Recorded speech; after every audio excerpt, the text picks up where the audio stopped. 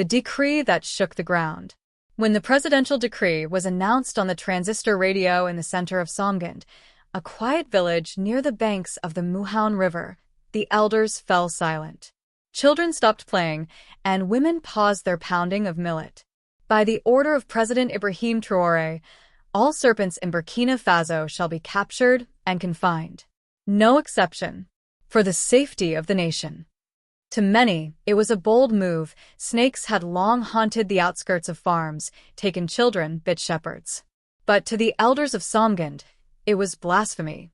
The snakes are not just beasts, whispered Taniwar, the village priestess.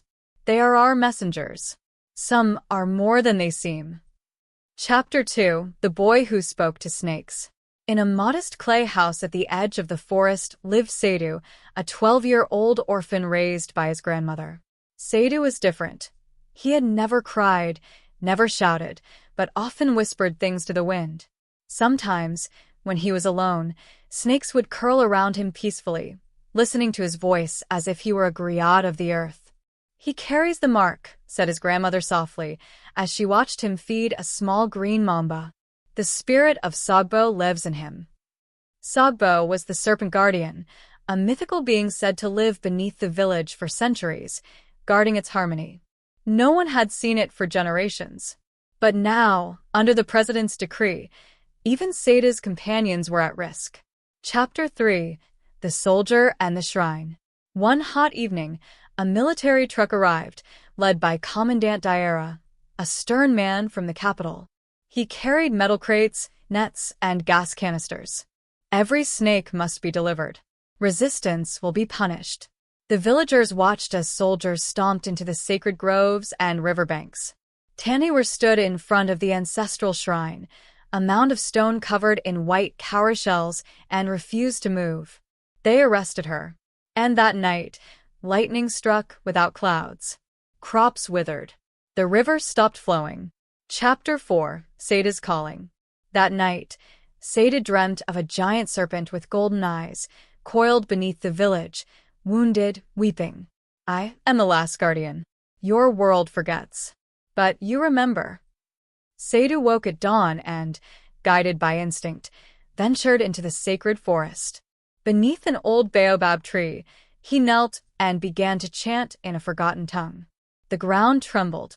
The baobab split open, and from its roots emerged the last serpent of Somgand, an immense, luminous creature, not of this world.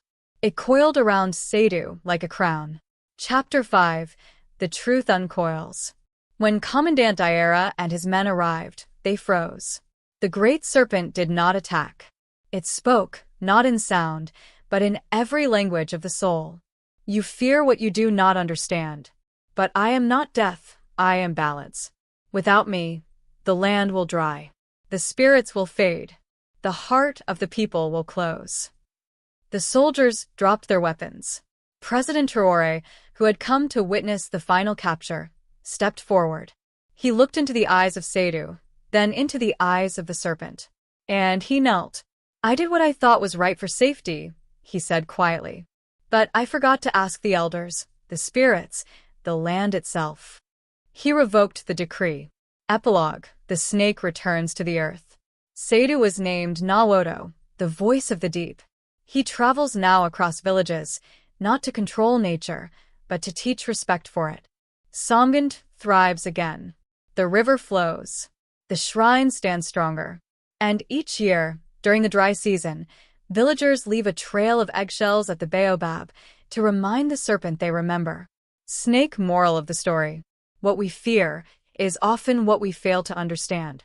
True safety does not come from control, but from respect for nature, for tradition, and for the wisdom of the forgotten.